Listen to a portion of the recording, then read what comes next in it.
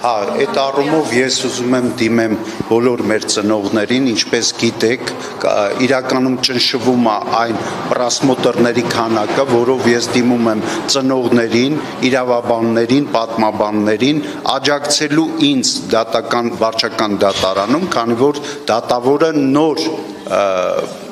պահանջ է ներկայացրել, որին պահանջը դասագրքերի շրջանառությունից հանելու մասով կրում է մասնավոր դեպք։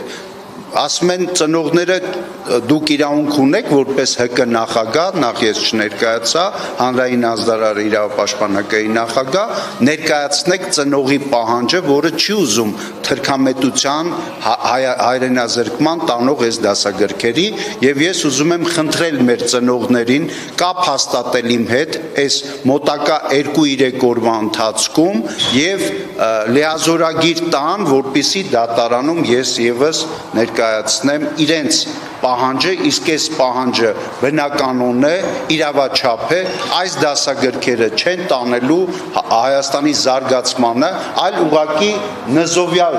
դիրքում ենք հայտնվելու, քանի որ այսօր տարվում է պրոպագանդա, որ հալածյալները պաշտելի առարկա են դառնում, ինչպես Մերձավանի ուսուցչուհին, որպես իբր նզովյալ, ես էլ եմ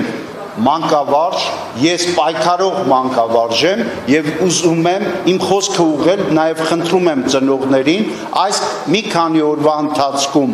հայտնվել որպես ծնող 2 տարի պայքարում եմ այս դասագրքերի դեմ եւ լիազորություն ինձ տալ բանով դատարան տալ բանի միջոցով նոտարի միջոցով ես գումարը կվճարեմ եւ այն դասագրքերը խայտարակ դասագրքերը որ շրջանառության մեջ են եւ ԿԳՄՍ նախարարը ասում է դեռևս 2 տարի